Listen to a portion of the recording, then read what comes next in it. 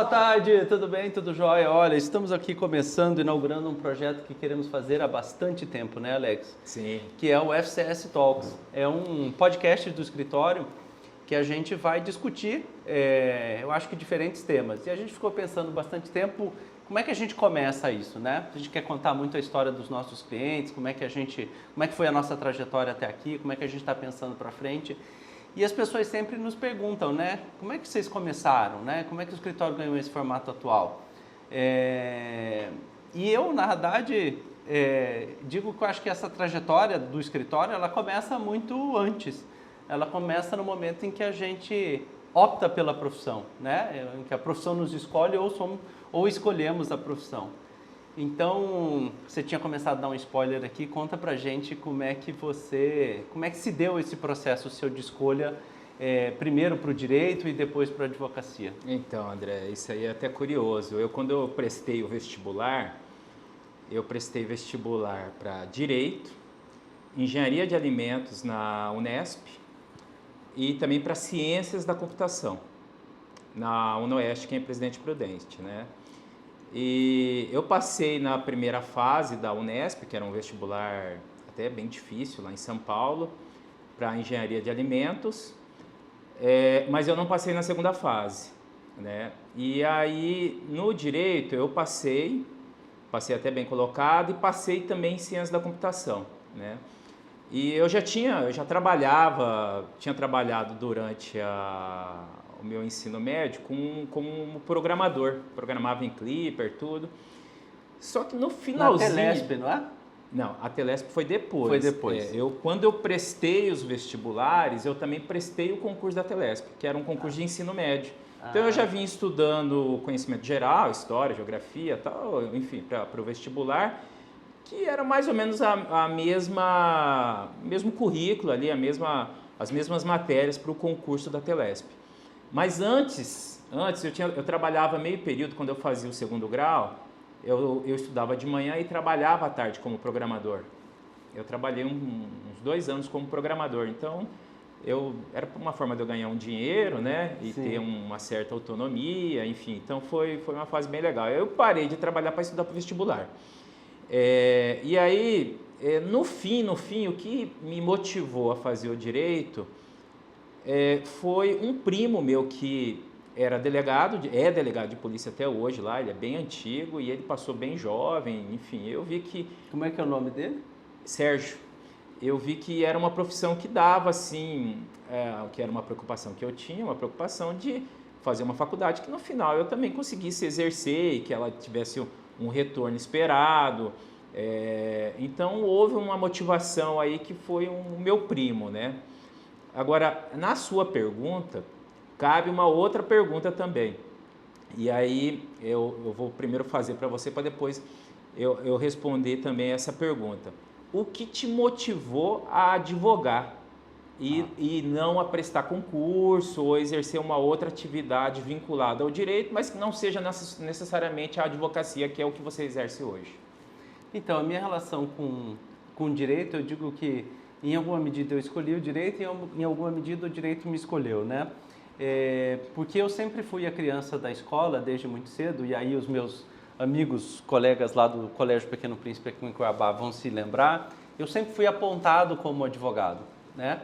Eu sempre fui aquele alguém que as pessoas diziam: isso aí quando crescer vai ser advogado, isso aí quando crescer vai ser advogado. Ó, André, tem um pleito para fazer lá na diretoria, você podia organizar aí os argumentos, obviamente que naquela época não se dizia desse formato, mas as pessoas dizem: olha, vai lá falar com a diretoria, arranja um jeito aí, fala alguma coisa e tal. Eu já defendi os interesses da turma. Eu já defendi os interesses da turma e também me colocava na condição de mandatário, né? Que é uma coisa que eu acho que exige uma responsabilidade enorme, mas que eu encarava com alguma tranquilidade, com alguma facilidade.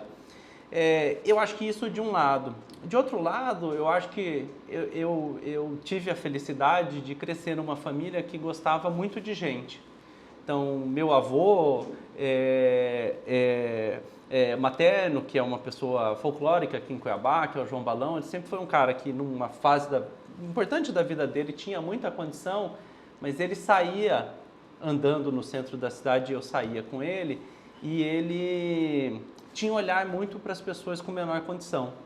E eu sempre cresci, então, nessa relação com o direito, dizendo, olha, eu quero fazer direito, mas ao mesmo tempo eu quero impactar positivamente o lugar, o lugar onde eu vivo, as pessoas com as quais eu convivo. E, na verdade, essa dúvida de como conciliar, ela seguiu, inclusive, durante a faculdade, durante a escolha da profissão. Tanto que eu fiquei em dúvida se eu faria direito ou se eu faria sociologia, porque eu queria tentar entender essa dinâmica. E no final das contas acabei optando pelas duas, né? Você fez duas faculdades. E aí fiz as duas. E acho que na verdade foi um casamento super feliz, porque eu acho que a lei ela é o resultado de uma dinâmica social, né? Claro. E uma dinâmica política. Então eu acho que a gente consegue entender a legislação, mas a gente consegue, para além disso, entender muito o que é a intenção do legislador. E aí ter uma visão do direito que, no meu perceber, é mais abrangente. Tudo isso sem perder, eu acho que muito esse lado de como é que a gente olha para as pessoas que são impactadas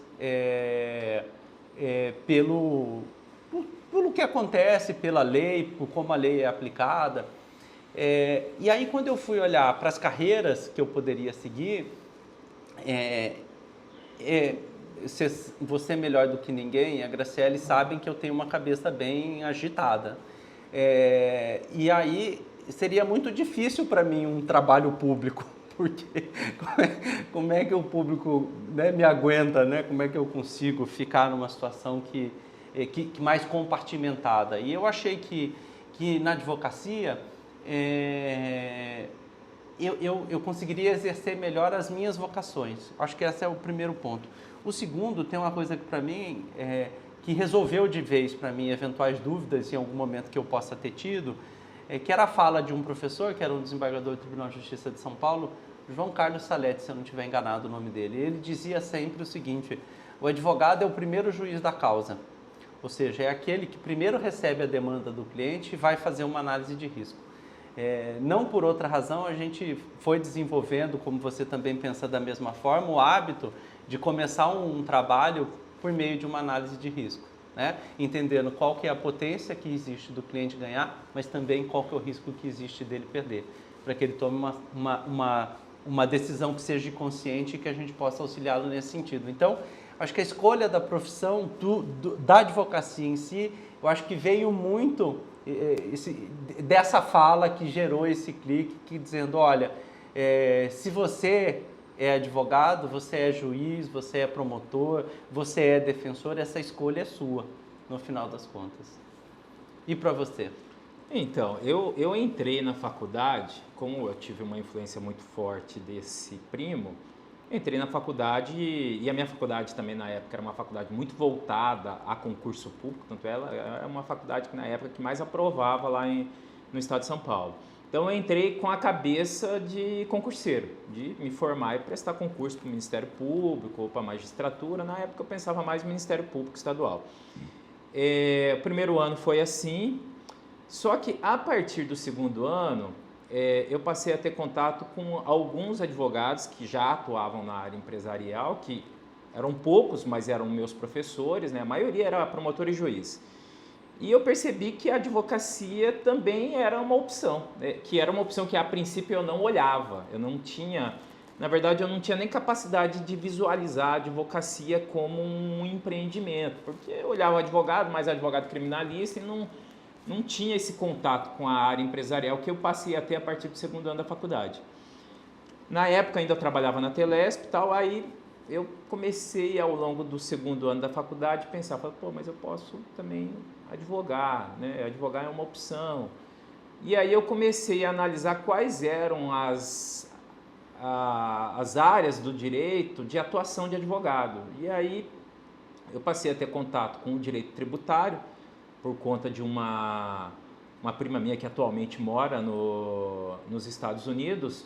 O marido dela fazia levantamento de créditos, de fim social, prolabore, e ele na época veio para Cuiabá para oferecer para algumas empresas, Presidente Prudente, para oferecer para algumas empresas.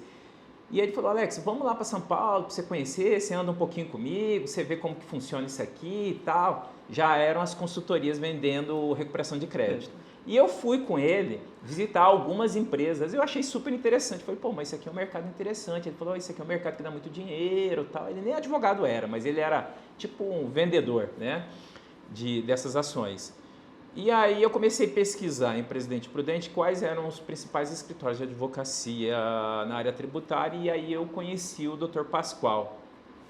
Ele era um consultor da IOB, né? Então ele é de São Paulo, ele veio para Presidente Prudente. A IOB, na oportunidade, era o maior repositório, era o maior de direito, de questões fiscais do Brasil. Fiscais, né? E empresariais, societárias. Então, qualquer contador, não importa o tamanho do escritório, pequeno ou grande, escritório de advocacia pequeno ou grande, passava a mão no telefone. Ou tinha os informes da IOB, que recebiam semanalmente ou quinzenalmente de atualizações de legislação, porque na época não existia internet, né? Então isso aí era atualizado por papel, com jurisprudência, com informe de nova legislação, doutrina, né? Então era um informe muito atualizado.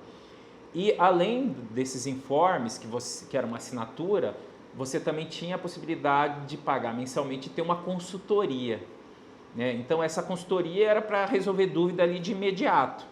Então, ao invés de consultar na internet, dar um Google, eu ligava para o consultor da IOB. E ele era o cara que dava essas respostas de bate-pronto, né? Que era um negócio super complicado, porque você imagina você ter tudo na cabeça. Ele atendia tributário, societário, previdenciário e cível. Meu Deus. Então, ele era um cara fora da curva, muito, muito inteligente. Como é que era o nome completo dele? José Pascoal Pires Maciel. Ele de formação, ele era advogado e contador, né? E trabalhou muitos anos como consultor. Quando ele saiu da consultoria da IOB, ele resolveu abrir um escritório em Presidente Prudente. Ele tinha opção de Presidente Prudente e Campo Grande. Ele acabou abrindo em Presidente Prudente. Eu não sei o que motivou ele ficar em Presidente Prudente, mas ele preferiu ficar ali, talvez por ser estado de São Paulo, ele é paulista também. E ali ele acabou dominando as empresas, as maiores empresas ali da região. Ele advogava porque ele recebia muito processo de contador. Os contadores buscavam ele por ele ser uma referência. Então era um escritório altamente especializado em direito tributário. Tive muito contato com a matéria tributária ali no escritório, porque ele proporcionava isso. E ali foi onde eu me apaixonei mesmo pelo direito tributário, e aí eu segui, né? Então, o direito tributário, a advocacia começa na faculdade, quando eu crio o interesse, mas a vontade de advogar pela área tributária e também empresarial que eu gosto, começou dentro do escritório do Dr. Pascoal, né? E você ficou lá um tempão, né? Assim, considerando o tempo de vida que você tinha naquela oportunidade. Eu fiquei como estagiário, eu entrei lá como estagiário, né? Na verdade, eu saí da Telesp, pedi demissão para trabalhar lá com ele. Isso aí foi até um fato interessante, porque eu ganhava bem na Telesp. Sim, era concursado? Era né? concursado, era uma empresa de economia mista, eu ganhava bem. E eu praticamente fui para trabalhar lá com ele, praticamente para não ganhar nada. Eu ganhava quase que o reembolso do combustível de uma moto. Eu não conseguia, eu pagava minha faculdade, eu tinha um vale-refeição que eu dava metade para minha mãe, eu tinha vale-alimentação, que era uma cesta básica que eu dava para minha mãe, plano de saúde, um salário bom. Eu abri mão disso daí e a faculdade ainda, a Telesp pagava 40% para mim da faculdade. Então era um negócio, só que era um negócio que eu ia ficar limitado. E aí quando eu fui conversar com o Dr. Pascoal, o curioso é que ele me contratou por dois motivos. Ele falou, olha, tem uma empresa que talvez vai entrar com pedido de concordata, na época era concordata, que é Chuveirão das Tintas, e eu vou precisar de gente. Mas só depois que ele fechar, então eu ainda não sei e tal. Aí beleza, aí eu voltei um mês depois para perguntar se ele tinha fechado o contrato, ele falou, não, ainda não fechei. Aí eu comentei com ele que eu sabia programar. Ele acabou me contratando, ele era apaixonado por computador, ele me contratou por conta disso, não foi nem por conta... É curioso isso, né? É curioso. E aí eu entrei no escritório dele, eu digitava, ele tinha um sisteminha, porque não tinha internet, então ele tinha um sisteminha que a gente alimentava a jurisprudência nesse sistema, para depois ele pesquisar e achar a jurisprudência. Então, ao invés dele Você compunha uma base de dados jurisprudencial. Eu era um digitador, mas aprendi muito digitando jurisprudência. Então essa foi minha primeira experiência assim da advocacia, foi nesse escritório, né? E você, André, como que foi a tua primeira experiência?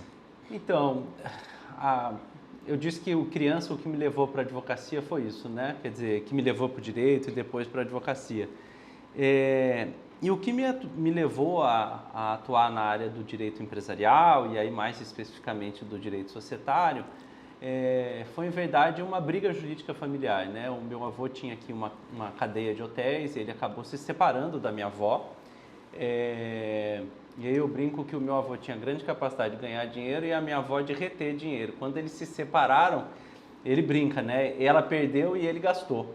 Então, mas o fato é que isso foi algo que traumatizou uma geração da família, né? Porque ele era um cara que tinha muita condição e depois se separa da minha avó e depois vem planos econômicos no meio do caminho, um contrato que foi mal elaborado, porque não previu cláusula de reajustes e outras questões nesse sentido, e eu vi em alguma medida ele quebrar por conta de uma questão jurídica.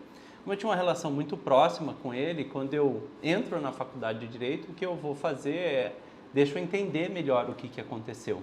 Até foi super curioso, porque o vovô na época, e eu estou dizendo isso porque isso também me influenciou, ele contratou na época como advogado parecerista o Rubens Limonge de França, que era o catedrático da USP. E, inclusive, quando ele vinha, ele ia em casa e eu via aquele senhorzinho falando as coisas e orientando e tal. E eu me lembro, aí, inegavelmente, tinha uma questão financeira que me fascinava como criança, que ele recebia em dólar, né? Recebia não sei quantos $1.000 por hora para dar consultoria, não sei o quê. E aí aquilo, ele parecia um deus para mim, né? Exerceu uma imagem de fascínio. Depois eu descobri, inclusive, que ele escreveu um livro, ele publicou esse parecer em formato de livro. Legal. Eu, muito idiotamente, não comprei isso, achei num sebo lá da Sé, e aí falei, não, volto depois, no dia seguinte não encontraram e tal, sabe aquele negócio de oportunidade? E aí eu não comprei e não achei, é uma coisa que eu preciso depois ir atrás. Mas o fato é que essa infelicidade jurídica do meu avô me levou para a área do direito empresarial. E eu acho que isso também ficou muito ligado ao que é o meu propósito e eu acho que também é o que é o propósito do escritório, né? Que é assessorar os clientes no processo de tomada de decisão deles, né? No caso do meu avô, teve erro de planejamento para todo quanto é lado. Eu acho até que esse erro, obviamente, não é do advogado que o assistia, era dele mesmo como família. Né? Quer dizer, ele confundiu família com propriedade, com gestão, então, porque ele se separou da vovó, eles tiveram que separar os negócios, né? Quantas famílias a gente já ajudou a se organizar com os fundadores que se separaram, mas permaneceram sócios, porque uma coisa é a família, outra coisa é a sociedade. Então, esse evento acabou me levando também para o direito societário e para o direito empresarial. Mas eu também queria te falar uma outra coisa, que é a minha constatação de que esse saber jurídico limitado ao direito societário, ele era insuficiente para entender os clientes, né? E para entender a necessidade deles e conseguir oferecer uma solução que parasse de pé. E aí na faculdade eu tomei pé com direito tributário, e para quem estuda o direito tributário só na faculdade, ele é um crédito de 1 ano, né? Se apresenta um universo gigantesco que nem o professor tem a pretensão de te ensinar por completo. Ele diz, isso aqui você vai saber se você for trabalhar na área. E para mim eu tinha muita clareza que eu precisaria acessar o direito tributário, né? Então eu falei, tributário você já decidiu que você não vai fazer, mas ele é fundamental para o tipo de trabalho que você quer exercer. Então você fica esperto, porque em algum momento você vai ter que encontrar uma forma de resolver isso, né? Então eu acho que a nossa relação muito essa. Agora, você estava dizendo como é que foi a sua trajetória lá no Dr. Pascoal. E como é que você veio parar em Cuiabá? Eu sou nascido aqui em Cuiabá, estou aqui desde sempre, depois voltei e vou contar a minha história. Mas como é que você veio parar aqui em Cuiabá? Então, isso aí é até um fato curioso. E aí volta lá na Concordata, na Comercial Chuveirão das Tintas. eu entrei no escritório do Dr. Pascoal e lá eu acabei conhecendo o Gervásio, né? O Gervásio é um amigo de Presidente Prudente que na época era cliente do Dr. Pascoal. Ele é o sócio, o atual sócio, ele já era na época sócio da Comercial Chuveirão das Tintas, que foi a empresa que acabou me motivando também a minha contratação, porque foi proposta a concordata deles, eu ia lá no cartório notificar todo dia os protestos, que existe tipo a suspensão de protesto, tudo. E eu acabei estabelecendo um relacionamento com o Gervásio por conta do escritório. E naquela oportunidade, que foi em 99, que foi a primeira vez que eu pisei aqui em Cuiabá, ele marcou uma reunião com a reitoria da Universidade de Cuiabá, na época era o Marcelo, para oferecer créditos tributários. O Marcelo Galindo. Marcelo Galindo. De títulos públicos. E ele falou, Alex, eu preciso, ele na época mexia com isso daí, ele vendia esses títulos públicos para compensação de tributos e tudo. Ele falou, olha, eu preciso que um advogado vá comigo para explicar teoricamente como que funciona essa compensação, como que é a ação judicial, de que jeito que é proposto e tudo mais. Você pode ir comigo? Ele me ligou, era uma sexta-feira, tipo 5 horas da tarde, para ir no sábado de manhã para... Vir para Cuiabá. Vir no sábado de manhã para Cuiabá. Eu falei, vou, claro. E aí eu vim com o Gervásio, fizemos uma reunião, eu, o Gervásio, o Francisco Galindo, o Chico, e o Marcelo, né? Eu não conhecia o Francisco, o Chico, eu já tinha tido alguma reunião com ele no escritório do Dr. Pascoal, que uma oportunidade ele teve lá. O Dr. Pascoal era muito amigo da irmã do Chico, a Áurea.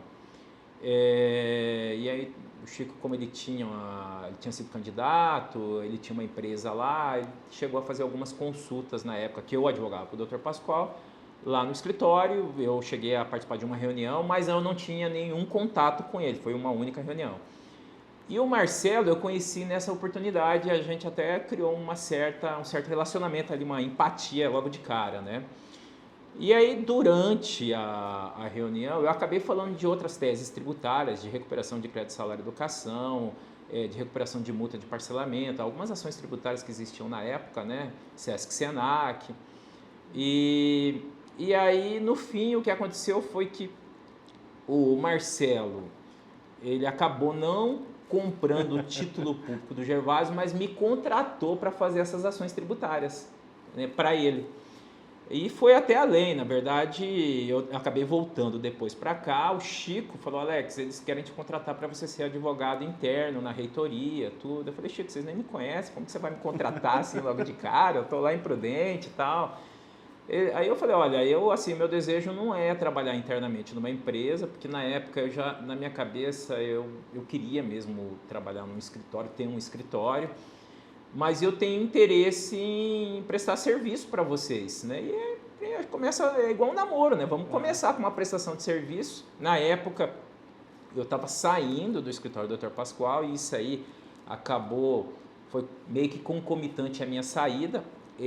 Eu acabei saindo e aí eu fiz um primeiro contrato, meu primeiro contrato foi com eles, de prestação de serviço. E aí eu comecei a trabalhar para eles, morando ainda, na época eu morava em São Paulo, eu estava em São Paulo já, eu tinha saído do escritório do Dr. Pascoal e eu estava tentando estabelecer em São Paulo, porque eu tinha uma namorada que morava lá, né?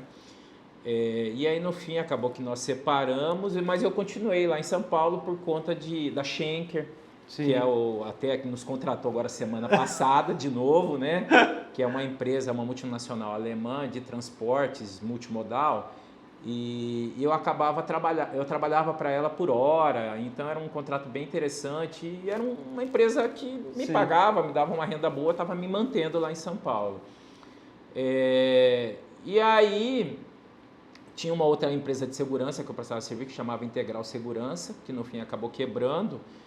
E lá de São Paulo. Lá de São Paulo também. Porque a Integral Segurança daqui foi vendida, Maurício vendeu ela, né? Desculpa, não era Integral Segurança, era Vigor Segurança. Vigor Segurança. Essa empresa que quebrou, a Integral é daqui.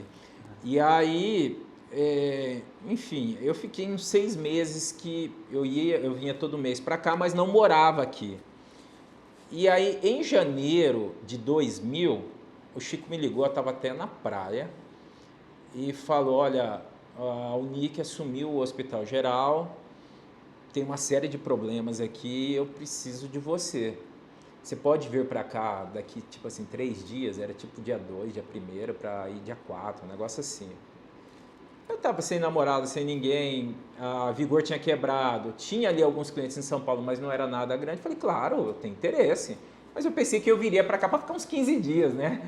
E no fim eu tô até hoje. Então foi dessa forma que eu vim parar em Cuiabá, né? Então começou com um relacionamento na Unic e depois acabou que o que me fixou aqui foi o Hospital Geral, com depois o escritório de cobrança. Sim. Da Unic também, que era a cobrança das mensalidades escolares, né? Então isso foi o que me trouxe a Cuiabá. Agora você nasceu em Cuiabá, foi estudar fora. Normalmente as pessoas quando vão estudar fora dificilmente voltam, né? E você acabou voltando. O que foi o que te motivou a essa volta? Olha, o que me motivou a essa volta foi o amor. Na realidade, eu acabei conhecendo o amor na minha vida, a Graciele, e minha super gata. E o que acontece, e foi um negócio muito maluco, porque eu estava super bem em São Paulo, eu era feliz onde eu trabalhava, eu tinha uma vida super maluca, porque eu fazia uma faculdade de manhã, estagiava à tarde, tinha outra faculdade à noite, e tinha aula sábado, inclusive. Sábado de manhã, e em alguns semestres tinha aula sábado à tarde, De Direito ou Sociologia? E de Sociologia. Sociologia. E aí, na PUC, então. E aí, o que acontece? Era uma super correria, né? Eu brinco que eu dormia no sábado à noite e acordava no domingo, comia alguma coisa e depois tocava a semana de volta. Mas era a maneira também como era possível realizar as coisas que eu tinha desejo de realizar. E aí, o fato é que sempre que possível eu tentava viajar para algum lugar, né? Quer dizer, viajei de ônibus pela América do Sul e tudo. Mas os meus pais queriam que eu viesse, né? De volta, né? E viesse passar as férias, né? Porque tá. nessa oportunidade eram férias ainda. Eu estou falando de 98. E aí, numa dessas férias que eu vim, meio obrigado, né? Tanto aqui a contragosto, eu fui para uma festa da firma com meu pai. E aí ele falou, olha... Era da Ampere. Aí ele falou, ó, vai sair aí. Fica aqui você me enchendo o saco, né? Quem conhece o papai sabe que é muito mais legal que eu. E aí ele falou, ó, não fica me perturbando, vai assar. E aí acabou que eu encontrei a Graciele, né? Você saiu e encontrou com ela? Eu saí e encontrei com ela numa festa. Conheceu ela, né? Conheci ela. Eu brinco que eu, na verdade, assim, eu conheci ela pessoalmente, porque na época ela fazia um comercial de TV, essas coisas, e aí eu paquerava ela no comercial. E aí eu comecei a conversar com ela e foi uma coisa muito maluca, porque depois de muita conversa, eu abracei ela. E quando eu abracei ela, eu me apaixonei e eu pedi ela em casamento. Foi um negócio muito maluco, entendeu? E eu pedi ela em casamento e falei, eu vou casar com você. Depois disso ela topou me beijar, obviamente, né? E, e nós vamos fazer 25 anos juntos. Tem um tempo já, hein? Já tem uns dias. Mas aí o fato é que eu precisava financiar minhas vindas de alguém que não queria vir para cá de jeito nenhum. Eu falava, cara, e agora? A mulher da minha vida tá lá, eu tô aqui, como é que eu faço? Não sei o quê. Falei, olha, eu preciso... Eu cheguei no escritório onde eu trabalhava com o Rodrigo. Vocês ficaram namorando à distância há quanto tempo? Uns 2, 3 anos. E aí eu cheguei para o Rodrigo na época e falei, Rodrigo, aconteceu isso. O Rodrigo era meu chefe, mas era também meu amigo. E aí eu falei, cara, é o seguinte, eu vou arranjar os clientes, mas eu quero que você me destaque para fazer os serviços e tudo isso, né? Na época, de novo, também não tinha internet. E aí a gente começou, né? A atender alguns clientes. Então nós começamos a atender a Danone, que tinha alguns processos aqui. Aí começamos a atender a VisaNet, que era a empresa Companhia Brasileira de Meios de Pagamento. Isso eu lembro já. E aí eles tinham um conjunto de ações aqui, e aí isso financiava minhas vindas. Então eu era estagiário ainda, mas eu vinha mais cedo para ver os processos, para diligenciar tudo. Naquela oportunidade eu já diligenciava, então eu brinco que eu criei eu comecei o escritório no 3º ano da faculdade, porque o amor me levou para isso, eu precisava financiar a minha vinda.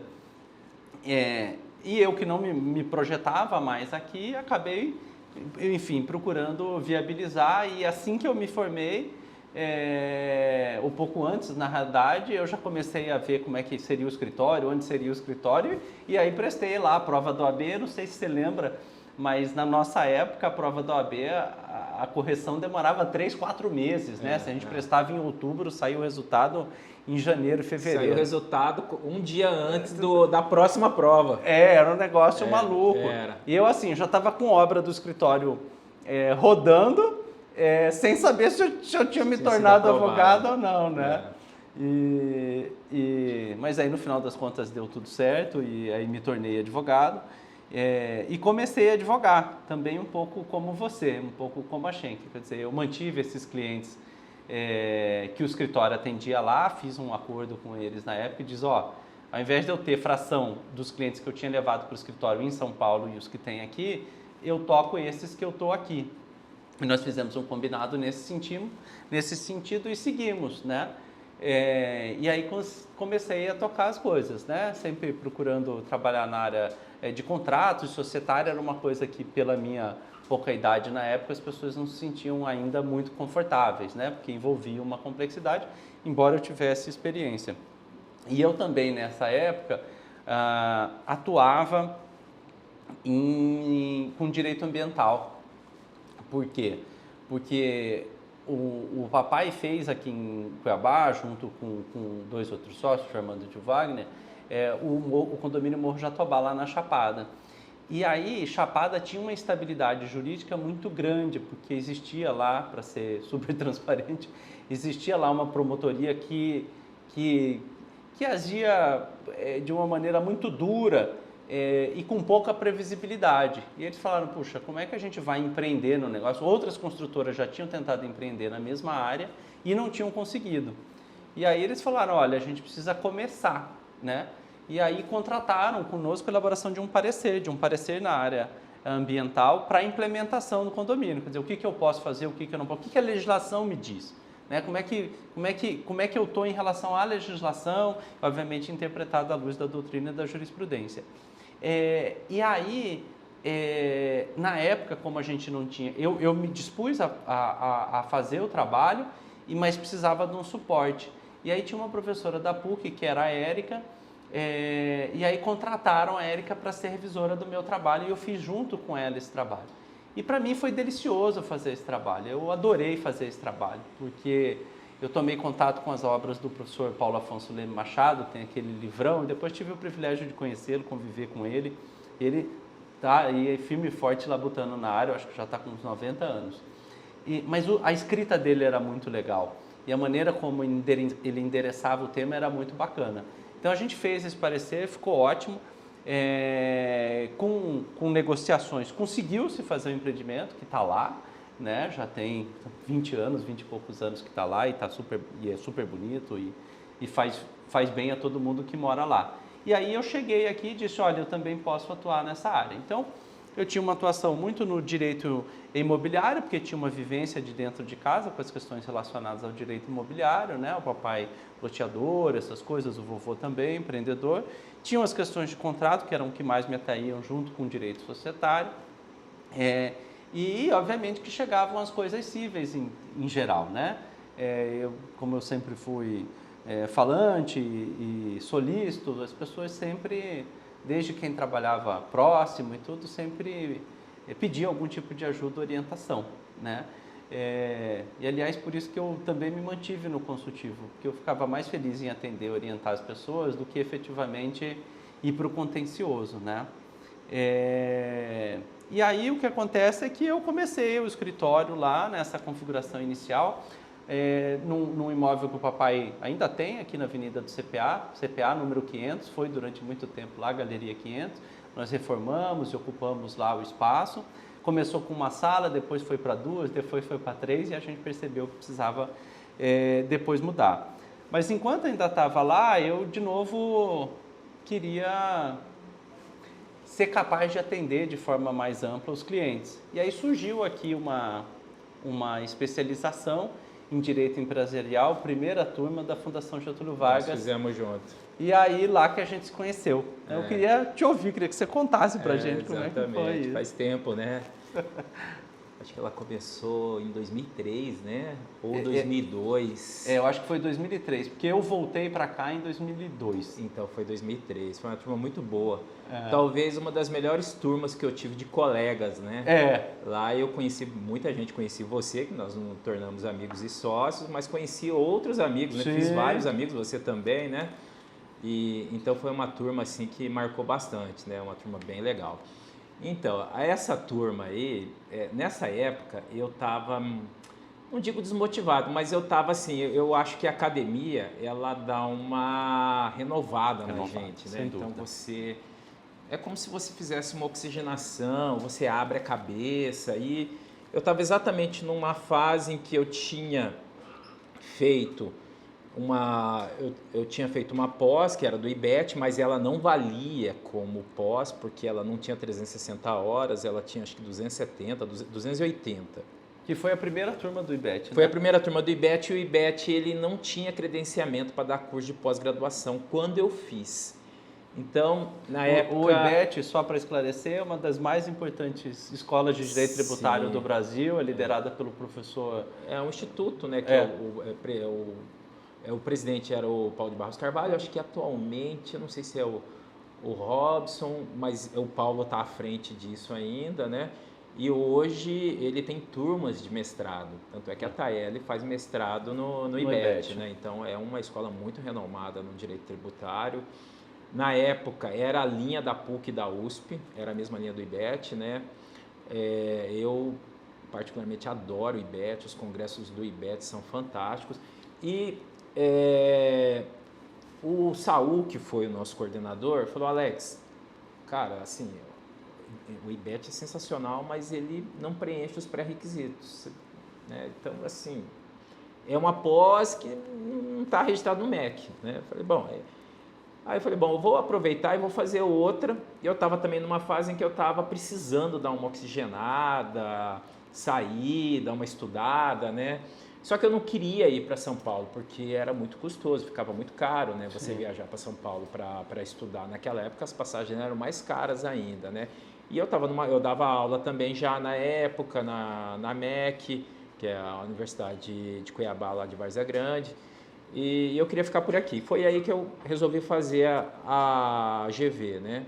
Que tem um nome, né? E realmente foi um curso que deu, embora bem amplo, né? Mas muito bom. Muito bom. Os professores bons e os alunos, os colegas também muito bons ali, né? Ali somou a qualidade dos professores com a qualidade dos alunos, né? Exatamente. Então, eu acho que foi muito legal. E ali foi onde a gente acabou se conhecendo, né?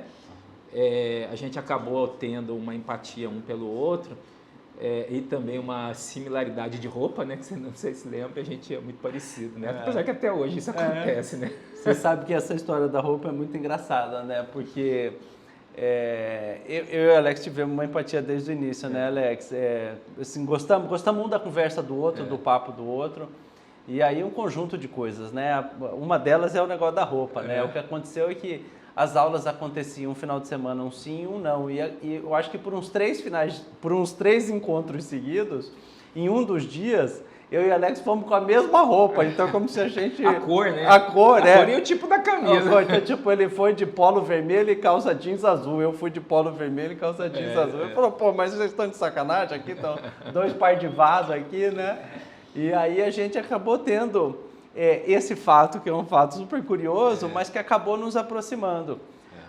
E aí, um dos intervalos, né, o Alex já se destacava pelas questões tributárias e eu pelas questões contratuais. Eu me lembro que teve um professor que trouxe como doutrina para discussão de contratos o Enzo Roppo, que é um autor italiano, que é uma referência nas discussões de contrato. E era um livro que eu conhecia, que eu gostava e tudo, então foi uma super discussão. E aí então teve, eu acho que tanto essa afinidade como também um destaque e uma admiração mútua que nasceu ali. E aí nós estávamos no intervalo. Nós estamos no intervalo, né? No canto ali do Centro de Eventos Pantanal, na porta do banheiro. E aí começamos a conversar e falar, Alex, mas e aí, o que você está fazendo, não sei o que e tal. André, tem umas teses tributárias assim, assim, assado e tal. Aí eu falei, olha, eu sou daqui, eu conheço bastante gente e tudo, sozinho eu não vou ser capaz. Mas como você tem uma expertise, de repente a gente podia tentar fazer alguma coisa junto, né? Foi isso mesmo, foi. E eu acho que a primeira pessoa que nós visitamos foi o Dr. Nilo, né? Foi o Dr. Nilo. Foi o Dr. Nilo. Nós fomos oferecer algumas ações tributárias, né, para ele. Exatamente. Né? E ele acabou que ele falou, olha, isso aqui eu já fiz tal, mas acho que a gente foi umas 2 ou 3 vezes lá, né? Ele contratou primeiro um parecer sobre terceirização, né? Que aí a Elaine junto com com a minha prima, com a Joana Carolina, que estava fazendo mestrado na PUC lá em São Paulo. Fizeram um parecer. Exatamente. Que até hoje esse parecer é atual, né? Interessante isso, né? Até hoje ele pode ser utilizado. Muito legal. E aí ele acabou nos contratando. Foi a primeira coisa. Ele tinha passado com um advogado, o advogado acho que não deu bola. Não deu muita bola. Ele queria, né, fazer uma proteção patrimonial, né? Por conta de ação de indenização. Ele estava com isso e ele já estava com uma ideia, né? De que ele percebeu que...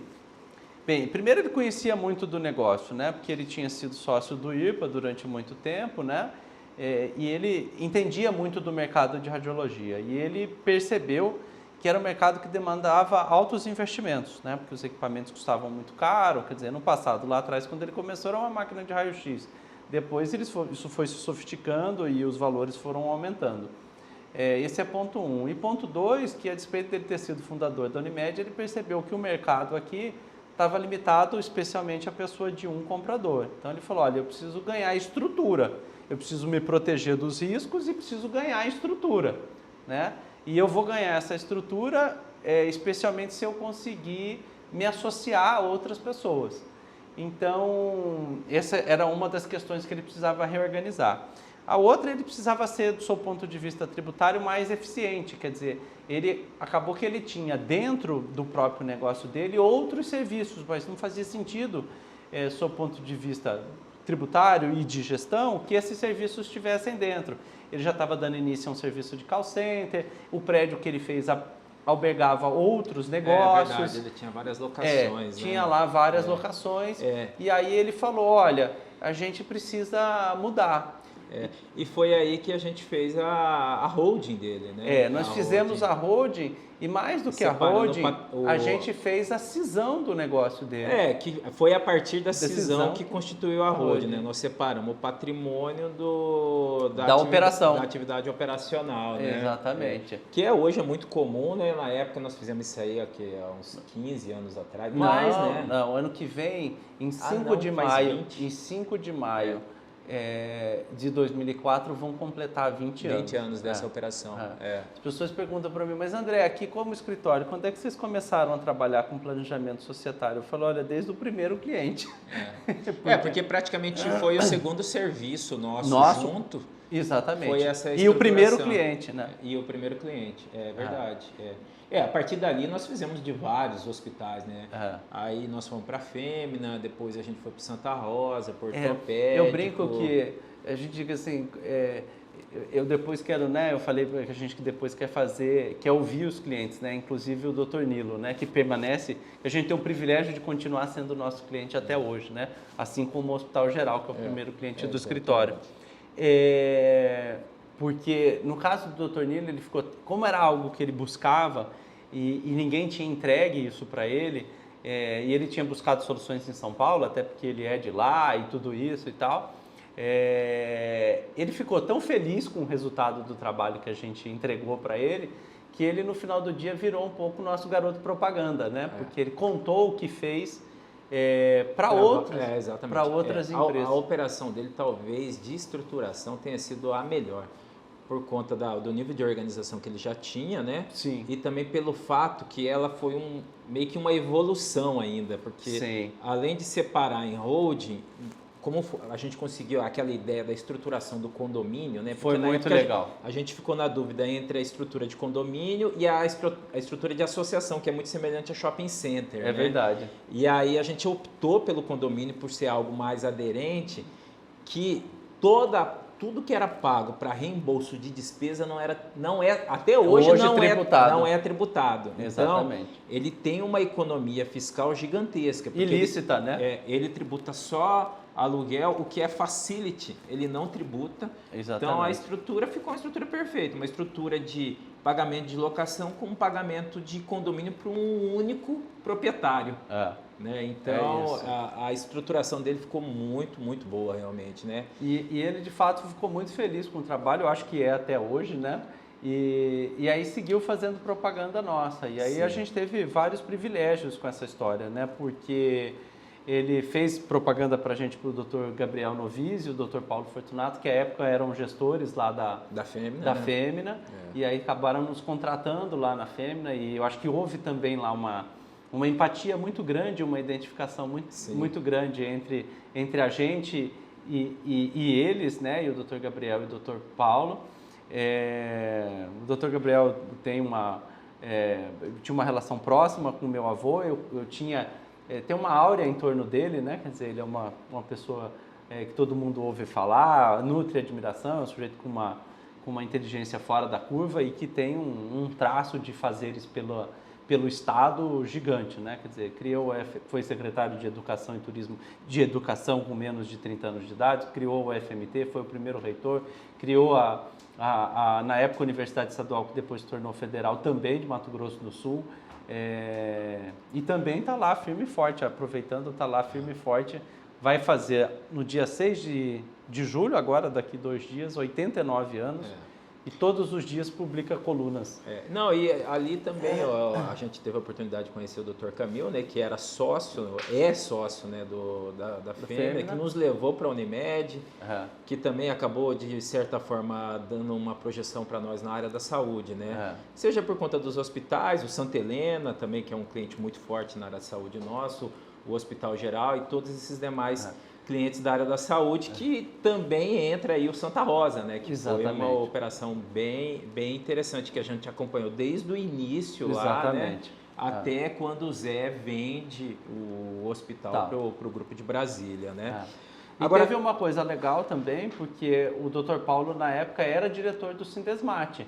Sim, e aí ele nos levou para o Sindesmate nessa oportunidade. Ele até brincou, né? Ele me chama de menino até hoje, até encontrei com ele esse final de semana, né? E aí ele falou, os meninos lá são bons, os meninos são bons, então vamos trazer eles aqui para o sindicato. E aí nós entramos no sindicato, isso já tem também quase 20 anos. Agora, André, essa daí eu considero como a primeira fase do escritório.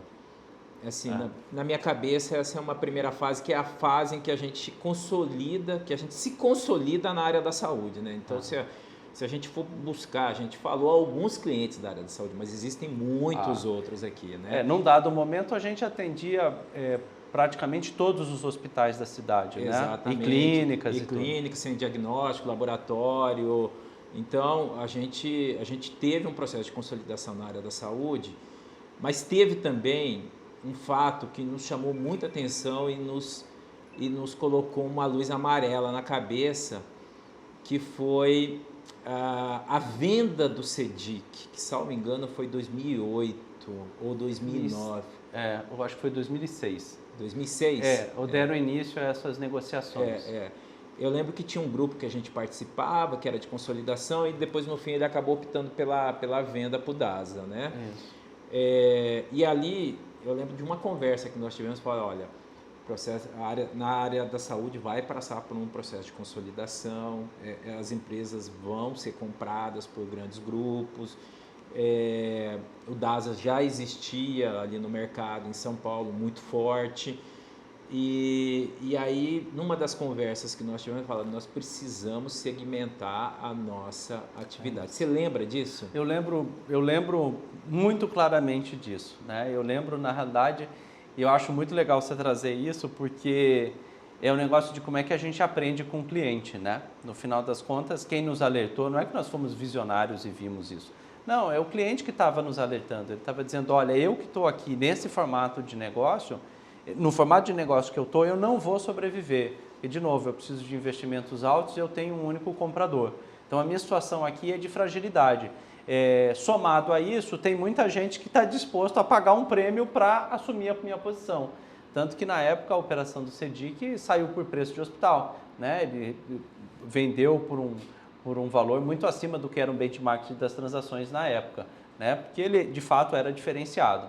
E aí nós dissemos, bem, o cara que é ruim não vai suportar e o cara que é bom vai ser vendido, né? Então, no final das contas, vai dar-se início a um processo que é um processo sem volta, que é um processo de consolidação e que a gente está assistindo acontecer lá fora. E também passou um tempo que a gente começou a ser procurado, não é? A gente começou a ser procurado porque tinham ou pretensos compradores ou pretensos vendedores, né? Então a gente falou, olha, é mais uma razão para que a gente entenda o que é esse mercado de M&A, né? E de um lado a gente tem que aproveitar esse mercado de M&A, né? E ganhar uma expertise em relação a isso, mas de outro lado a gente tem que entender que o escritório vai precisar ir em busca de outros segmentos, né? Foi nessa época, inclusive, que muito por incentivo seu, você falou assim, André, você precisa fazer um mestrado agora, está na hora de você fazer um mestrado. E a Getúlio Vargas estava começando o mestrado, e aí nós falamos, ó, beleza, então vamos que vamos. Primeira turma do mestrado da GV, em São Paulo, e aí fui lá e tudo, e participei do processo seletivo, na época um processo seletivo super difícil, provas em inglês, uma turma de 12 alunos e tal, mas acabei ingressando no mestrado exatamente para poder somar o conhecimento de societário que eu vinha acumulando ao longo dos anos, essa questão, essas operações de compra e venda de empresas, né? E eu acho que veio no momento perfeito, né, esse conhecimento, porque ele trouxe para a pauta do escritório essa realidade, nós também nos associamos a outros parceiros, quer dizer, seja escritório com mais expertise que a nossa, como era o caso do Madrona, nos associamos também ao IGC, com o qual a gente mantém relacionamento até hoje, e na verdade tem trabalhos em curso até hoje. Eu acho que foi muito importante para o escritório, porque a gente continuou na toada, né, Alex, de resolver problemas complexos, que eu acho que era a nossa vocação desde o início. Então, né? eu acho que aí entra uma segunda fase nossa, que a gente tem um processo de consolidação nosso, seja academicamente, né? Você, antes disso, você já tinha feito COGEAI, né? Você tinha feito COGEAI. Eu fiz o mestrado na PUC, você fez o COGEAI, depois eu terminei o mestrado da PUC, você começou o mestrado da GV, que você foi da primeira turma, né? Que acho que foi 2011 ou 2012 que você começou. Né? E aí, nessa fase ali, de 2010 para frente, a gente começa a buscar outros segmentos. A gente continua muito forte ainda na área da saúde, como a gente é até hoje ainda, né? Mas sem se acomodar. Mas sem se acomodar, já com receio do que pode acontecer no processo de consolidação. Paralelamente a isso, a Unic também é vendida, né? Então tem a consolidação na área também da educação que abre os nossos olhos para as operações de compra aqui no estado. Quer dizer, o que acontecia nos grandes centros passa a acontecer aqui em Cuiabá também, né? Que são as empresas sendo vendidas, né? E essa segmentação a gente passa a atuar em outros mercados. Então, a partir dali, o nosso conhecimento, que era muito aprofundado, seja na área societária, na área tributária, na área civil, na área trabalhista, na área da saúde, no segmento de saúde, a gente passa a adquirir expertise e conhecimento jurídico ou aplicação do conhecimento jurídico nesses outros segmentos. Ainda com uma forte dependência da área da saúde. Sim. Lembro de diversas reuniões que nós fazíamos, de dependência econômica mesmo. Sim, né? Super. E aí, quando um cliente da área da saúde, que era muito forte, atrasava pagamento, a gente sentia imediatamente. Né? E a gente falava, não podemos passar mais por isso. Né? Então, essa segunda fase eu acho que é um processo de amadurecimento do escritório, né?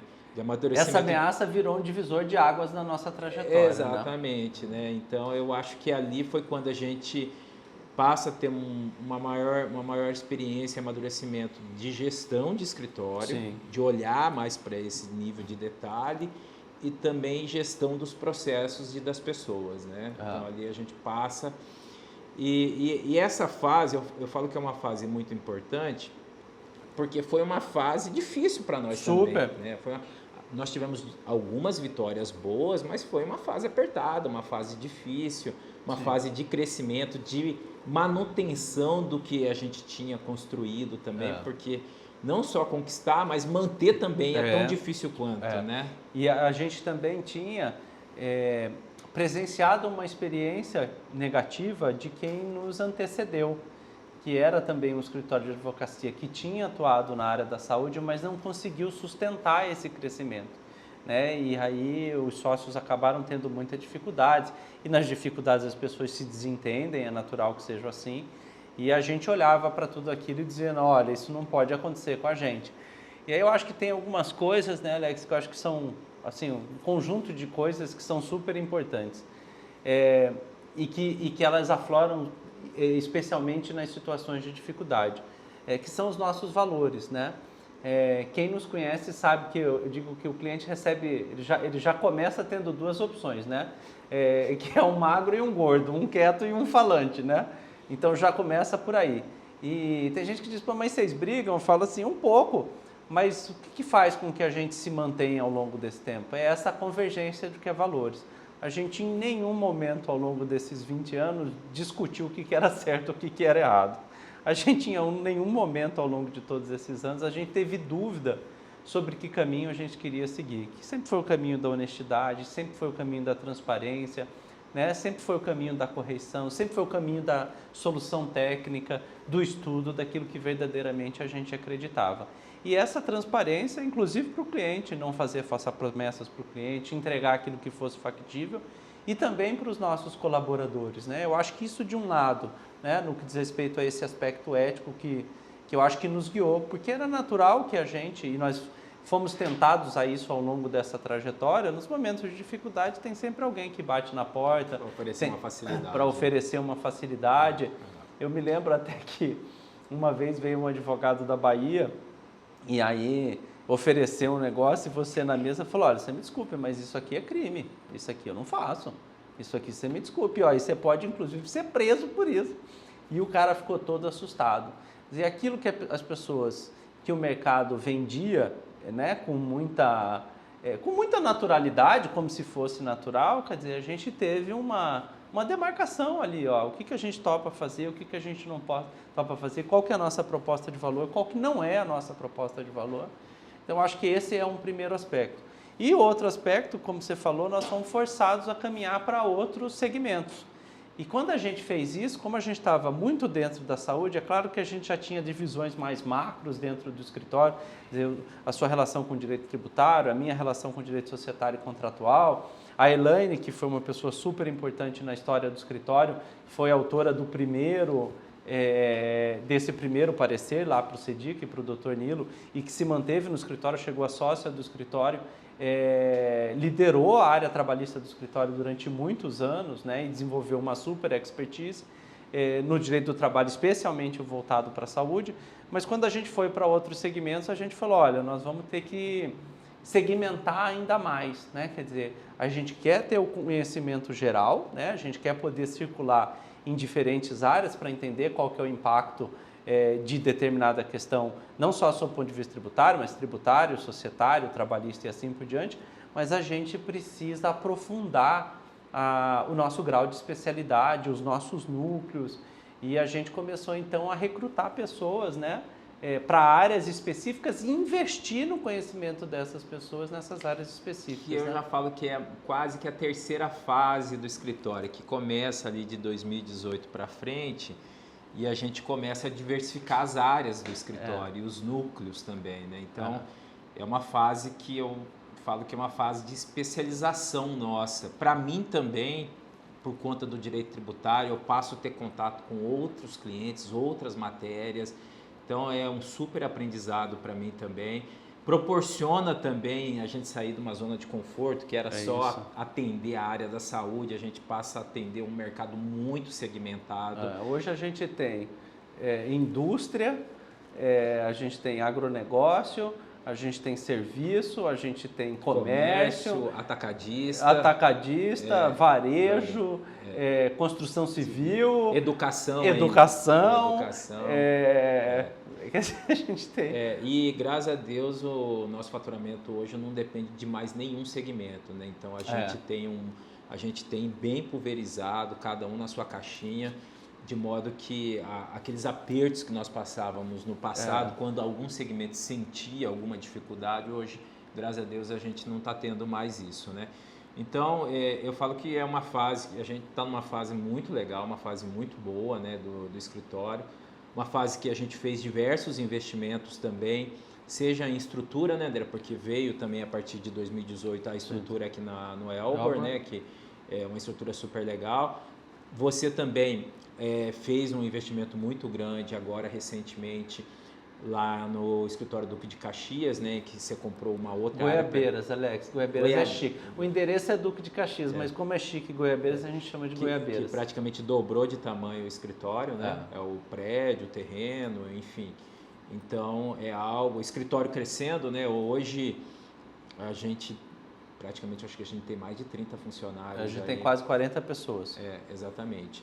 Então, houve um crescimento muito grande na nossa estrutura. E o mais importante são as pessoas, né, que nós temos, a equipe, uma equipe super profissional, algumas pessoas assim com uma dedicação absurda, né? E com uma dedicação absurda e com uma trajetória e eu estou dizendo isso assim de boca super cheia, mas de uma trajetória que acontece dentro do escritório, né? Você pega o caso da Pri, por exemplo, que é a nossa coordenadora de Direito do Trabalho, que é uma baita profissional, quer dizer, ela entrou no escritório estagiária, né? Depois estagiária, ela vira advogado júnior, depois vira advogado plena, depois vira coordenadora, e depois cria outras áreas de atuação, produtos novos. E no caso da Pri também quero contar a vantagem do que aconteceu recentemente, né? Tinha um cliente que nos consultou, ele teve um problema trabalhista grave lá em São Paulo, e aí pediram um parecer para um grande escritório de advocacia em São Paulo e que seguiu para ela, orientou a empresa, não é? A ir numa determinada direção. E aí eles, assim, meio que despretensiosamente... Eu participei da reunião. Você participou da reunião, né? Então conta como é que foi. Era uma execução trabalhista, né? E houve um redirecionamento em função de grupo econômico e o juiz mandou incluir no polo passivo da execução trabalhista outras empresas. E essa empresa, ela contratou esse escritório famoso aí de São Paulo e o advogado optou entrar com uma questão técnica, embargos de terceiro, quando na verdade ele já compunha o polo passivo da ação, né? Quer dizer, não era um terceiro, né? Tecnicamente ele não era terceiro, ele já era parte. E aí a orientação da equipe trabalhista, da Pricieri, foi no sentido, não, tem que propor aqui embargos de execução, ou uma exceção de pré-executividade, mas não cabe embargos de terceiro e o escritório insistiu nessa tese e acabou que no fim o juiz mandou emendar porque estava errado ali, né? Uma questão processual. Então ela participou da reunião e ela bateu e colocou bateu do que eu digo o seguinte, né? Colocou o ponto de vista dela, se posicionou firmemente. Realmente era isso, né? O ponto de vista dela estava correto, né? Enfim, mas a Pricieri realmente é uma pessoa que se destacou e se destaca bastante no escritório, né? Ela trabalha muito bem, é uma pessoa que comanda, uma jovem coordenadora, mas está comandando brilhante, muito bem. Mas igual elas nós temos outras também, né? Não podemos esquecer da Taeli também, que começou não começou como estagiária, mas começou como advogada júnior na Citilar. Na Citilar, Na Citilar, ela foi contratada e hoje ela é coordenadora, né? E é uma super coordenadora. E assim, a gente acaba sendo injusto falando nomes, porque existem muitas outras pessoas aí que se dedicam muito ao escritório e realmente são pessoas hoje fundamentais aqui para o escritório, né? Aliás, a propósito disso, né, Alex, é importante a gente entender as nossas limitações e fazer disso, como a nossa história mostra, uma vantagem competitiva, né? Esses dias, na semana passada, veio aqui um cliente que eu conheço, que é meu amigo e tal, e aí ele falou assim, André, mas você tem quantas pessoas no escritório? Eu falei, olha, hoje nós temos quase 40 pessoas, somos divididos por área e não sei o que e tal, mas deixa eu te perguntar, você revisa tudo? Eu falei, não, eu só reviso o que eu sei, eu já te adianto que cada vez eu sei menos, né? Ele falou, mas como assim? Eu falei, olha, se você pedir para um super cirurgião de cabeça, né, um neurocirurgião, para ele resolver o seu dedo quebrado do pé, ele vai dizer, olha, me desculpe, mas eu não sei resolver dedo quebrado, né? Por quê? Porque a minha especialidade é essa. Então, o que vai acontecendo, é claro que a gente tem uma visão macro do direito, mas as coisas foram as matérias foram ganhando complexidade, como você falou hoje, né? Quer dizer, você tem a sua segunda tese de mestrado é sobre grupo econômico, né? Quer dizer, responsabilidade tributária de grupo econômico. Esse foi um tema, por exemplo, que ganhou complexidade enorme ao longo... Em várias áreas do direito. Em várias áreas do direito. No civil, no trabalhista, no tributário, tudo cabe grupo econômico aí, né? Exatamente. E eu falei para ele, cada vez André, sei menos, mas a melhor... Esse não é um aspecto ruim, esse é um aspecto bom, porque não é que eu sei pouco, é que hoje tem gente que já sabe muito mais do que eu, e sabe muito mais em razão dessa especialização, em razão dessa oportunidade também de lidar com essas questões, né? Porque o direito não é só academia, o direito é academia, foi a sua experiência lá atrás com o Dr. Pascoal, né? Quer dizer, é o que se aprende na faculdade somado à experiência prática, né?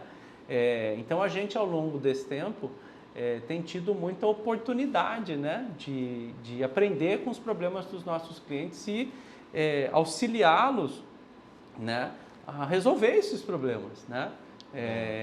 E também a evitar esses problemas, né? Melhor planejando a atuação tributária, a societária, a trabalhista dele, né? Quer dizer, eu acho que essa é uma questão assim que no final das contas me deixa super cheio de orgulho, porque eu acho que há uma determinada fase da vida em que a gente é mais jovem, em que a gente quer saber tudo, né?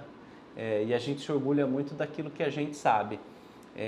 Quando a gente constata que não quer saber, que não dá para saber tudo, a gente continua, escolhe preferências, mas a gente quer que o outro saiba mais, né? Eu acho que a nossa gestão de pessoas passa muito por esse olhar de dizer, olha, quem eu quero aqui? Eu quero aqui o melhor, e eu quero ajudar a formar o melhor, né? E eu não quero competir com ele, ao contrário, eu quero cooperar. Você falou da Thay agora, a Thay está fazendo mestrado em Direito Tributário lá no IBET, e é isso, você não compete com ela, ao contrário, você coopera, você incentiva, você, enfim, quer fazer com que ela saiba mais. Então, se lá na frente ela se tornar a maior especialista em determinado tributo, isso não vai ser um problema para você, a despeito de ser seu sócio fundador. Ao contrário, você vai dizer, olha o que a minha pupila aqui tá fazendo, não, né? E também em outras áreas, né? Quando a gente vê, por exemplo, a Lei Geral de Proteção de Dados, que se desenvolveu tão bem, né? Com você e a Fábia e a Prisciele. Isso é muito legal, porque você vê algo surgindo e iniciando no escritório, florescendo e dando fruto, que praticamente, no meu caso, eu não tive participação nenhuma, eu nem atuo. Sim, entendeu? isso é muito legal. E aí eu vejo isso funcionar, Sim. né? Como a Prisciele desenvolvendo produto trabalhista, também para clientes, para prospectar clientes. Então é muito legal, porque é algo que não fomos nós. Exatamente. Né? Então o escritório, ele ficou sozinho, maior que a gente, muito maior do que a gente. Começa a se desenvolver através dessas outras pessoas e não algo que a gente idealizou lá atrás, que nós começamos lá atrás e está dando uma sequência. Não, surgiu a partir deles. Então isso eu acho muito legal, né?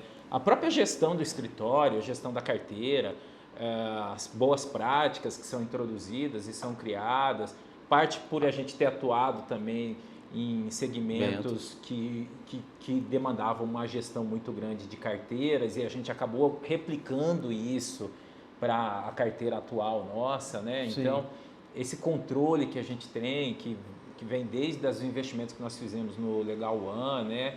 A própria contratação da Eliane, que é a nossa controller. Exatamente. Os controles de prazo que a gente implementa, as boas práticas para para evitar falha também de controle, né? As redundâncias que nós temos.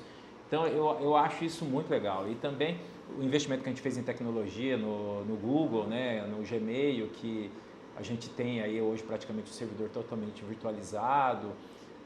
Nossa equipe de marketing também, que funciona super bem. O nosso financeiro hoje, né? Que a gente... Pastor, né?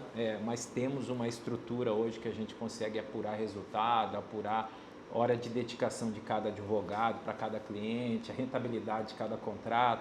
Quer dizer, isso são questões que a gente foi colocando com o tempo, a gente foi colocando. Com o tempo. Né?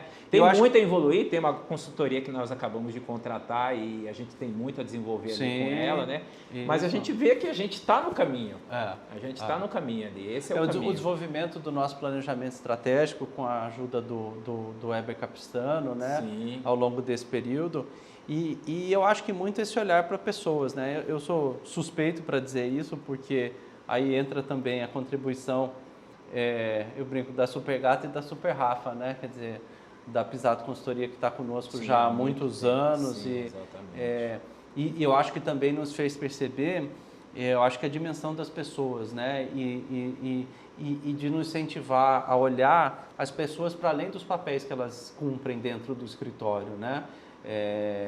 Não foi por outra razão que a gente tem treinamentos técnicos, mas tem especialmente treinamentos comportamentais, né? Sim. Para ajudar as pessoas a lidarem com uma vida moderna que não é fácil, né, Alex? Que é uma vida, depois da pandemia, ainda mais difícil, né? Mas uma vida em que os horários se misturam, em que as funções se misturam, em que a gente, ao mesmo tempo que está distante, está próximo, o que significa dizer que isso pode ser para o bom como pode ser para o mal, né? Porque há uma tendência da gente ir para uma jornada sem fim, mas ao mesmo tempo a gente também pode estar próximo de quem estaria distante.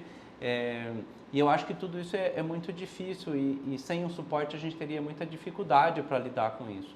Eu acho que esse é o primeiro aspecto. O segundo aspecto é que eu acho que a maneira como a gente trata as pessoas ao longo do tempo fez com que elas se tornassem muito confortáveis para atuar dentro do escritório, né? Então, acho que a gente conseguiu criar um ambiente, um clima em que todo mundo se sente muito dono do escritório, se sente muito parte do escritório, né? Daí a gente tem um turnover muito baixo, daí a gente tem conseguido, ao longo desse período, cumprir esse grande desafio de toda a empresa, que é conseguir identificar talentos, né, contratar talentos e nessa jornada de reter os talentos, né, que é sempre um desafio, mas que tem dado certo, né? A gente tem excelentes advogados hoje no escritório que chegaram estagiários e eu acho que para a gente assim uma super satisfação. Eu acho que esse é um aspecto que eu acho que é muito valioso para a gente, né? A maneira como a gente vem aprendendo com as pessoas que passaram a compor o escritório, vem interagindo com elas. É o nosso né? principal ativo, né? O nosso principal ativo são as pessoas, né? Sem as pessoas, o escritório não é nada, né? O escritório ele é composto das pessoas e são as pessoas que fazem o escritório crescer, desenvolver e ser o que ele é hoje, né? Sem dúvida. O escritório e os clientes, né, Alex? As pessoas e eu acho que os clientes também, né? Eu acho que ao longo do tempo, né, tem gente que se assusta um pouco com a maneira como eu me relaciono com alguns clientes, né? Que é uma maneira que externa uma intimidade com os clientes, né? Que em princípio é uma relação menos protocolar. Mesmo você, que é muito mais reservado do que eu, mantém uma proximidade muito grande com o cliente. Eu acho que essa é uma questão que fez toda a diferença para a gente ao longo dessa trajetória. Né? A gente verdadeiramente se interessa pelo negócio do cliente, a gente quer saber qual é o negócio do cliente, a gente quer saber como é que ele funciona, a gente quer entender qual que é a rotina dele. Eu me lembro que quando nós estávamos lá no Hospital Santa Rosa, tinha um problema de intervalo intra-jornada, de bater o ponto do intervalo intra-jornada, e a equipe trabalhista foi para dentro do hospital e olhava e observava o que acontecia e falou, não, vamos aqui desenvolver um plano de ação para resolver isso, né? Quer dizer, então a gente se torna parte do negócio do cliente. Eu acho que isso é uma coisa que é bacana. Quando você vai estudar uma questão tributária, você fala assim, não, mas esquece o que eu sei, me explica como é que você faz, né? Alex, ao longo desse período, o que você acha assim que você acha o que torna o escritório diferente de outros escritórios? A gente se relaciona também com outros escritórios, recebe clientes de outros escritórios.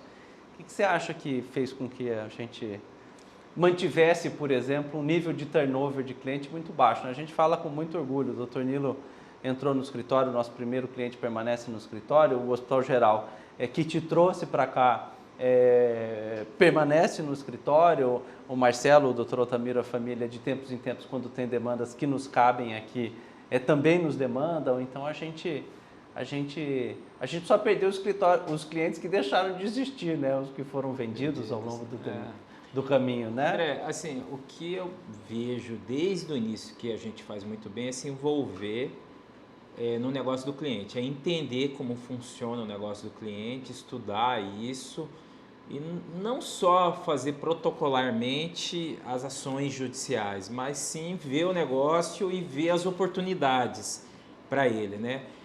Um outro ponto também que eu acho que é muito legal, que funciona muito bem no escritório, é a integração das áreas, né? Então, uma área conversa com a outra área, a gente sempre estimulou isso, entre nós fazemos isso, existe uma troca de conhecimento da área empresarial de você para mim, da minha área para você da área tributária. Então, essa trabalhista, então essa troca essa intersecção, esse intercâmbio das informações, eu acho que o escritório faz bem também, tem essa proximidade e isso funciona, e o consultivo, quando atua, também desenvolve olhando de uma forma mais ampla e não simplesmente só olhando para o problema, mas buscando solução, né? Então, eu acho que isso é algo que o escritório se diferencia, né, no mercado e atua. Um outro ponto que eu acho que a gente passa também é o nível de organização, porque eu mesmo já recebi visita de diversos escritórios de advocacia, de advogados, de outros escritórios, inclusive escritórios grandes aqui de Cuiabá, perguntando de gestão de escritório, como que a gente faz a gestão, como que a gente faz a gestão das pessoas, como que a gente faz a gestão financeira do escritório, como que a gente organiza isso. Então, o mercado olha para nós com um nível de organização muito grande, seja internamente, fazendo gestão mesmo do escritório como um negócio, né? Como também gestão das pessoas e gestão dos processos, das carteiras. Então, o mercado olha para nós também como um escritório muito organizado, né? É legal você trazer esse aspecto da gestão, porque, de novo, né, essa gestão é resultado de um aprendizado próprio e de um aprendizado que nasce exatamente desse interesse pelo negócio do cliente, porque o que a gente vê funcionar no cliente, a gente aplica aqui, né? Então, a gente aprende com o cliente não só as questões jurídicas, mas também as práticas administrativas que eles têm e que nos ensinam. E nós contratamos ao longo desses anos muitas consultorias, né? Também. Teve muita consultoria que passou muito conhecimento para nós. A gente busca essas informações, a gente acaba lidando isso com os clientes também. E a gente acabou aplicando isso, porque não é fácil aplicar também, né? E eu acho legal você falar o negócio das consultorias, porque nisso tem uma coisa que eu acho que também marca o nosso trabalho, que é o formato da nossa comunicação com o cliente, né? E é uma comunicação que é assertiva e que é transparente e que também deixa muito claro para o cliente o que a gente é capaz de fazer e o que a gente não é capaz de fazer. E nas situações em que a gente não é capaz de fazer, que tipo de solução a gente pode dar. Então, ao longo desse período também, a gente se associou, né? Por exemplo, a gente não faz a parte criminal propriamente dito, mas a gente diz quem era o nome de referência no mercado. E aí fomos buscar um parceiro de referência para fazer. E essa maturidade de entender que talvez lá atrás a gente não fosse capaz de fazer, a gente tendesse a querer resolver tudo, a fazer tudo, mas eu acho que essa maturidade de perceber, olha, isso aqui é o que a gente faz bem, então isso nós vamos fazer, nós vamos ofertar, mas o que a gente não faz bem, nós vamos trazer um parceiro. Eu acho que isso também foi uma coisa assim importante na nossa trajetória, que trouxe, eu acho que muita segurança para o cliente. Quando você diz para o cliente, né, eu estou dizendo porque as pessoas que entram no escritório muitas vezes se sentem obrigadas a prover respostas, né? E eu digo, a sua resposta pode ser eu não sei, eu vou estudar, não é? Essa é a resposta que é consistente, né? O que não pode dar é falsa resposta. Então, eu acho que a maneira como a gente se comunicou com o cliente ao longo desses anos, né, de forma transparente, de forma correta, admitindo as nossas limitações e fazendo disso uma vantagem competitiva na medida em que a gente agrega um parceiro que sabe muito mais do que a gente e provê um resultado final muito melhor, eu acho que também isso é parte do que nos faz diferentes também. Sim, com certeza, com certeza. E a gente acabou tendo a oportunidade de atuar, né, em outras áreas, né? Sim. A estruturação do fundo de investimento para o nosso cliente aqui local, que tem uma atividade de fomento, foi uma operação bem interessante, que surgiu a ideia dentro do escritório e a gente buscou um parceiro fora para trazer a implementação dessa prática aqui. E fizemos juntos com ele, Fizemos juntos, adquirimos experiência. E o primeiro fundo de investimento com esse tipo de crédito do Brasil, tá? Com essa formatação, né? Nessa formatação, com esse crédito no Brasil. Isso são... Eu acho que esses são os legados que a gente vai deixando, né, no escritório, né? Nós tivemos alguns legados, esse foi um deles, né? Então, é muito legal quando você traz uma ideia inovadora e você implementa ela e ela funciona para o cliente, né? Você vê isso aí rodando, né, na prática. Então, isso é bem interessante, né? Você usou a expressão legado e eu acho que isso é uma coisa que eu acho que em alguma medida, na medida em que a gente vai envelhecendo, né, e o escritório não já tem 20 anos sem que a gente tivesse envelhecido ao longo desse período, o legado é uma coisa que nos motiva muito, né? Eu acho que na fase da vida que a gente está, eu acho que é isso. Eu acho que guia a nossa gestão de pessoas, guia o nosso modelo de relacionamento com o cliente, guia o grau de envolvimento que a gente estabelece. Na área que eu acabo fazendo muito, que é planejamento societário, que começa 20 anos lá atrás e hoje muito sucessório, eu acho que tem essa preocupação muito de deixar um legado, né? De poder contribuir para a organização das famílias e dos negócios, né?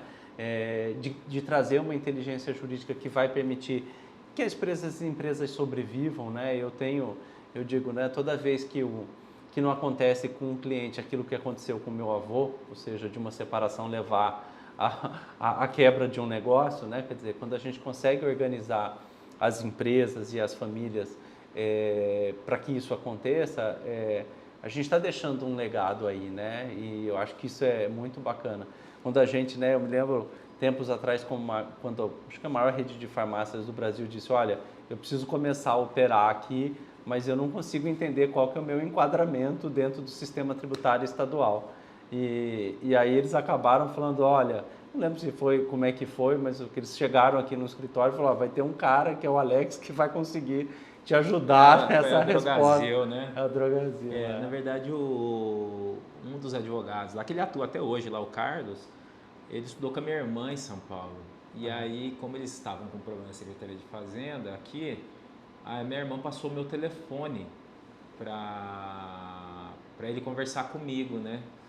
E aí a gente acabou agendando uma reunião lá dentro da Secretaria de Fazenda e o cara que nos atendeu lá foi simplesmente espetacular, né? A gente resolveu o problema da Drogazil dentro da Secretaria de Fazenda, né? Então foi algo assim bem legal. É legal você dizer isso, Alex, porque é um esclarecimento, né? Quer dizer, a gente vive num país em que a segurança jurídica é muito precária, né? E o investidor precisa de segurança jurídica para tomar decisões de investimento, né? Então, boa parte do que é o nosso trabalho hoje, no tributário, no trabalhista, é apresentar para o cliente qual que é a realidade jurídica dele, para que ele possa fazer os investimentos que são necessários para o desenvolvimento do negócio dele, né? Sim, com certeza. Então, eu acho que isso é uma coisa que é muito importante. E esse relacionamento também com os outros stakeholders, como com a própria secretaria, com delegacia do trabalho, porque não adianta eu entender uma coisa se o entendimento que o poder público tem lá, né? É outro, né? Outro, Então, isso ficou bem claro no passado também, André, quando teve aquelas autuações de ISS das cooperativas de saúde. Sim. Né, em que havia um entendimento distorcido dentro da Secretaria de Finanças do município, né, de que essas cooperativas eram todas fraudulentas. E a partir de uma reunião com os auditores em que a gente explicou por que funcionavam as cooperativas e que funcionam até hoje, que era por conta de credenciamento de plano, né? É. Que o médico não conseguia se credenciar no plano, aquela lei abriu a mente dos auditores e eles viram que aquilo lá não fazia sentido, tanto é que eles fizeram a revisão dos autos, né? Então, é algo assim que a gente contribuindo também Agora e mesmo, trazendo uma solução para o cliente, né? agora mesmo em casos recentes, né, dessa semana passada, dos últimos dias, essa discussão da não incidência a discussão da não incidência do TBI nas conferências de patrimônio para holdings, né? Sim. E aí o julgamento do Supremo que acabou dando margem para interpretar. Que é o que tem acontecido com diversas prefeituras, né? Eles têm cobrado um valor que é a diferença entre o valor, se é integralizado pelo valor histórico, eles têm entendido que o valor de mercado não tem a imunidade tributária, eles têm tributado esse acréscimo aqui, essa diferença que eles entendem que é devida, né? Eles estão aplicando um ganho de capital como base de cálculo para cobrar o ITBI, né? Quer dizer, é um negócio maluco, né? É isso. E não adianta a gente entender uma coisa se a gente não cumprir também a nossa função de ir lá na prefeitura e discutir, conversar e dizer, enfim, apontar o que a gente entende como sendo inconsistente, né? Exatamente. E isso daí tem também um fato que me marcou muito também, que não sei se você se recorda da redução da base de cálculo do imposto de renda e contribuição social para as sociedades médicas, para algumas sociedades médicas, né? Super.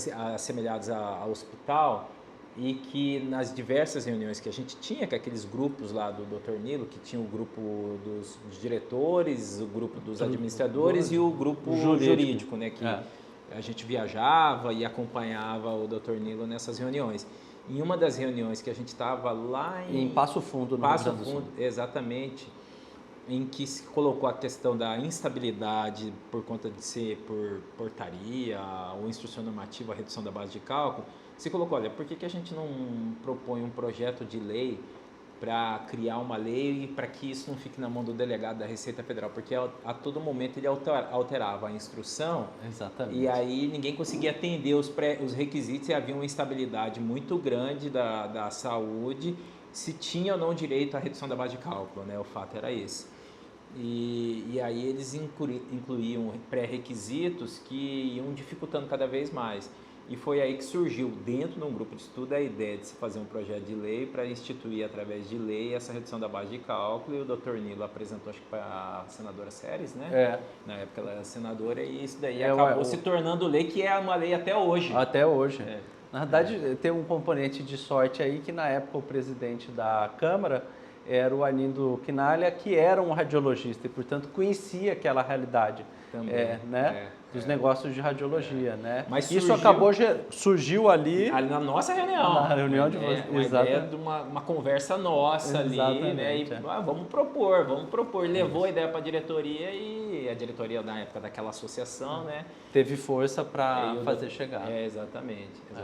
Então foi algo que a gente contribuiu de certa forma. Claro, né? sem dúvida. Com a ideia, né? Então foi. E assim tem outras questões, né? Que a gente, graças a Deus, aqui dentro do escritório, a gente conseguiu trazer solução para cliente, uma solução que era realmente uma solução eficaz, né? Uma solução eficaz. E quando não dá para ter solução, a gente também diz que não dá para trazer solução. Né? NJP, que nós fizemos também, o NJP. Primeiro, né? Primeiro aqui de Mato Grosso. Exatamente, o NJP. Ou o primeiro acima de 100 milhões, né? Isso, transações. Que é um negócio jurídico processual que permitiu o equacionamento de uma dívida tributária importante de um cliente. E, Alex, enfim, a gente fez bastante coisa ao longo desses 20 anos, né? Muito. E como é que você imagina o escritório daqui para frente? Então, essa é uma pergunta interessante. O meu desejo é uma perenidade dos negócios, né, do escritório. Né? Ninguém deseja que eu vou me aposentar, o escritório tem que acabar. Então, o meu desejo é que haja uma perenidade do negócio. Né? É algo que é um projeto nosso, né, André? Sim. É um projeto que, inclusive, está em andamento através dessa consultoria, porque um dos objetivos dessa consultoria é reter talentos, reter pessoas para que o escritório cresça, desenvolver o escritório e também gerar uma perenidade do negócio, né? Então, hoje o meu desejo é esse, né? Desejo é que o escritório caminhe independente da minha existência ou não, né? Ah. Esse mês, por coincidência, esse mês de junho, que eu fiquei fora 20 dias por conta da minha mãe, né, que ela estava internada, foi um dos melhores meses do ano, dos últimos anos do escritório, né? E eu nem estava aqui presente, né? Então é algo assim que eu até comentei com a Taeli hoje. Falei, Taeli, a gente tá aqui só tirando pedido agora, né? Tá parecendo aquele vendedor que só tira pedido. Então foi algo assim que me surpreendeu, André, esse mês de junho. Me surpreendeu mesmo e eu sequer, esses 20 dias que eu fiquei em Presidente Prudente, eu sequer trabalhei. Não consegui trabalhar, entendeu? E o escritório caminhou. Caminhou. Eu acho que é um negócio, é a questão de que, em linha com o que você está dizendo, a gente quer que o escritório seja o tamanho das pessoas que estão dentro delas e a gente quer que essas pessoas, dentro do escritório, a gente quer que essas pessoas sejam cada dia maiores, né? Cresçam, se desenvolvam. Cresçam, se desenvolvam, possam...